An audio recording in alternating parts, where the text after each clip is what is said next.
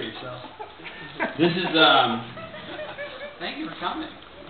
This is part of my new way to quit drinking, which is to keep beer far away from me as possible. So I'm just gonna do my thing over here. You look so lonely. I'm having a great time. I know. I'm sorry. I'm picking on you, but really though, I mean, it's looking lonely in that first row. It is. I'm sorry. I got my sweater. You got your shit. You got your shit. We'll deal with that later.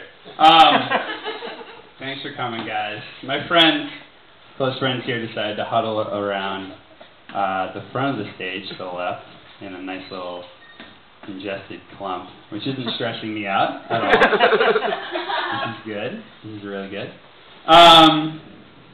Thank you, Billy. This is a lot of fun so far. It's a nice audience. You guys are great. Let's see. It's a very white audience.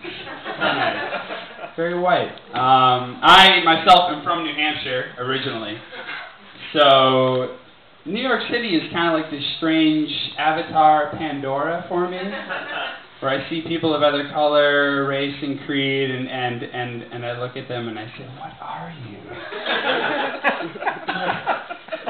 What happened to your skin, your outer layer?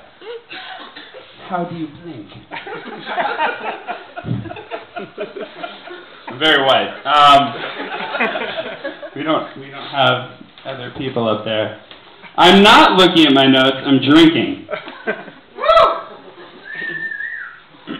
I recently saw all the Harry Potter movies. I'm not going to tie these bits together, so just deal. I recently sat myself down, and I watched all the Harry Potter movies. And so now I want to talk to people and say, hey, like, let's talk about these Harry Potter movies. And they're like, dog, fucking seriously? Like, no. But it's good because I've picked up some fun things that I can use in everyday life. Because I have this really pretentious roommate.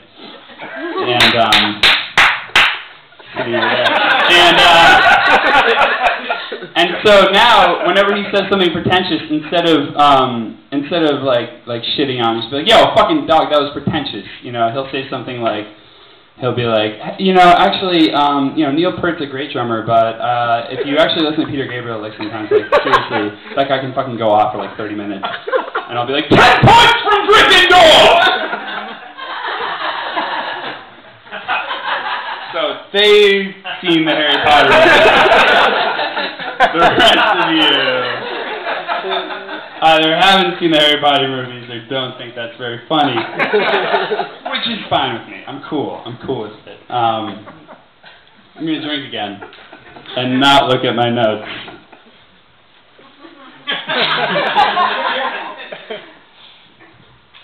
Oh, yeah, okay. Anybody seen The Hurt Locker? You guys see that movie? It's a depressing fucking movie, man. That's not something to woo about. I haven't seen The Hurt Locker. I know it's depressing, but I haven't seen it. But I've started using the expression Hurt Locker more often, which means your chest. It's where you keep your hurt.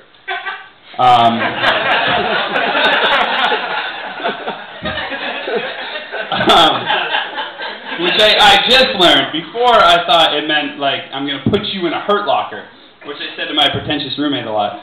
But now I realize that meant, like, I'm going to put you in a chest, which is not as effective. But I had a really weird experience the other night when I was with someone special to me. And I told her that, you know, I'm into some kinky shit. I don't want to fucking weird you out. But it would be kind of fucking awesome right now if you took a dump on my Hurt Locker.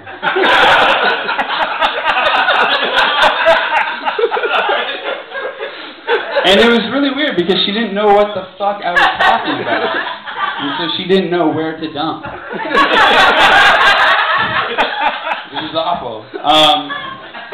You drink again. This one's weird. What do people do after a gangbang? I'm very curious as to what people do after a gangbang because there's a lot of people there, and I don't, they finish, and they usually they'll finish on the girl, and she's all like, yummy, and totally into it, and then I feel like, they don't just disperse, because there's so much camaraderie there, there's a lot of team spirit, and I feel like, they gotta clean up, but, they're probably pretty hungry, because, let's face it, it's a workout. And what's a good restaurant to go to? What's a good type of food to eat when you gotta feed a lot of people barbecue?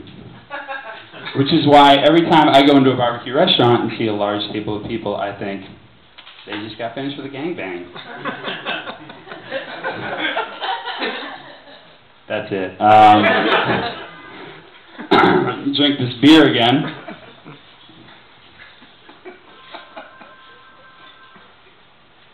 I've cut back on the weed, surprisingly. I've recently stopped smoking so much weed. Because the last time I got really high, I went to the bathroom, and then I went, I'm kind of in this mode when I'm high where I need to just kind of start something. I have to finish what I started. So I go in to kind of, I wash my face off, and I go in to wipe my face off with a towel, and then I cough on my way into the towel, and it was a really gross. It wasn't like when girls sneeze, they're like, phew. But when I sneeze, it's there's party poppers. There's shit. And so when I cough, it was the kind of cough where someone's 4 fucking people down from you on the subway, and you're still Jesus shit, man. 4 people down. Anyway, I cough on my way in, and then wipe my face with the towel I just coughed into. And I made 2 decisions there. I made 2 decisions in that instant. The first was to wipe my face with the towel I just coughed into. And the second was, we need to chill out with the fucking pot, Tom. We need to take it easy. So I don't smoke pot anymore. And it kind of puts me in a weird position. Thank you guys very much.